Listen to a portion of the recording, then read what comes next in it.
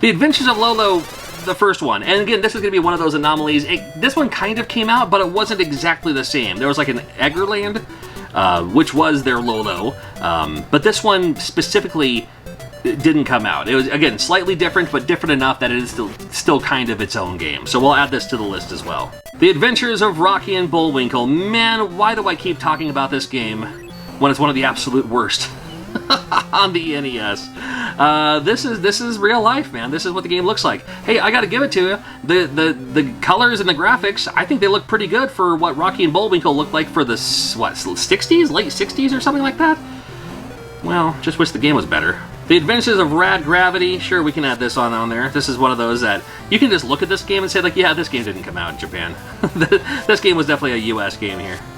It's alright. Airwolf, I'm adding on the list. Yes, Airwolf, a version of Airwolf came out in Japan. The one in Japan is more of a side-scrolling shooter. This one's more of the kind of helicopter missions, which, you know, plays like a Top Gun style game. Airwolf, though. Hey, why not? Alfred Chicken, made in the UK, came out in the US, but did not come out in Japan. And you're going to see that a few times. There are some games, just because they didn't come out in Japan, doesn't mean they didn't come out in the UK. So this is just strictly Japan didn't get these games. So yeah, you're going to see some of these games that did come out for PAL regions, just not in Japan. Alien 3, too bad too. I actually kind of like this game. It's an LJN game, but that doesn't matter. I don't know. I thought it was alright. But again, maybe the Alien franchise wasn't as big in Japan, which I totally thought it was. At least it should have been. American Gladiators, well, sure, I can understand why this game didn't come out there. It could have, I suppose, but, you know, it might be one of those things where it's like, wait a minute, there's a game show based on this? Wouldn't it be funny? Like, we had Takeshi's Castle that we had as MXC. Wouldn't it be funny if Japan would redub American Gladiators in that MXC style where they just kind of, like, mock everything? Actually, that'd be a lot of fun. Anticipation, man, I know it's one of the cheapest games to find on convention floors, but I love this game. I literally played through this game on a flight recently just as a way to kill, you know, half an hour. It draws the picture for you. You have to guess what it is before the timer stops, and then it moves on to the next square. So it has that kind of Trivial Pursuit element where you have to, like, get all the different pieces of the wedge. Or all the wedges. Yeah, you know what I mean. Arch Rivals. Now, I know we talked about a bunch of sports games up front, but this one has that added element of violence. So we gotta talk about that. So yes, it is 2-on-2 basketball, but the fact that you can, like, you know, punch the other players and stuff like that too, I wanted to add this on there. There's gonna be a lot of games from this company that you'll see pop up on this list that just never quite made it over there.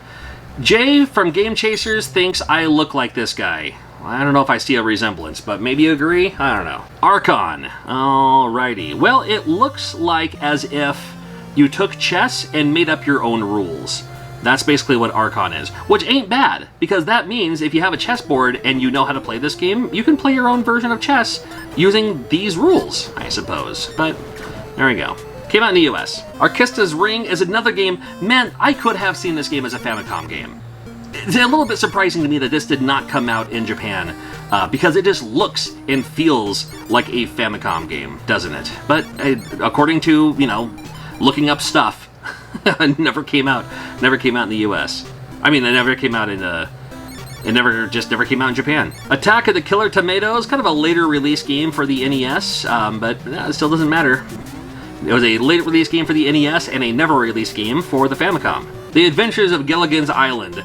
It's funny because this game came out, you know, the original Gilligan's Island, when it first came out, was in black and white. That's how old this show is. Came out in, like, what, the 60s or something like that? So I would watch it sometimes because it happened to be on, but wasn't super familiar. But it was funny because during this time, yeah, it was in reruns, but it wasn't like this huge resurgence. Like, I remember, and if you were from around the time of, like, 1994, 95, for some reason, Brady Bunch made a huge resurgence in reruns, where everyone, like, you know, like high schoolers, like I was in high school during that time, was talking about rewatching Brady Bunch and stuff like that too. So Gilligan's Island, I don't feel had that, but they made a game out of it all the same. We got Back to the Future. Oh boy. Yeah, well, I mean, I'm okay that this game never came out in Japan. I wish it didn't come out here either. Same goes for Back to the Future 2 and 3, as if just 2 wasn't enough. And Back to the Future 2 could have been an excellent, excellent, excellent video game. But it was not. And then the fact that they added 3 to it, which I've never seen 3, I've never played it that long. Well, We got 2 and 3 on the same cart. Bad Street Brawler. Man, listen. This game, I want to say, was in conjunction with the Power Glove. So yes, you could play it with a controller, and it's fine as a controller game too. Not the best beat 'em up ever, but a beat 'em up all the same. But I wanted to say that this game, because it was Mattel, you could use like the Power Glove in a certain way. We also have Barbie. Believe it or not, it's actually not, I hate to say it out loud, it's actually not as terrible of a game as it looks like, as it feels like, as it plays like. When you first play it, you're like, yep, this is dumb. But the more you play it, you're like, this actually provides just a little bit of a challenge, and I think I can move on and go to the next level. Trick Shooting, another Zapper game. This game features the dog from Duck Hunt. So that's kind of cool.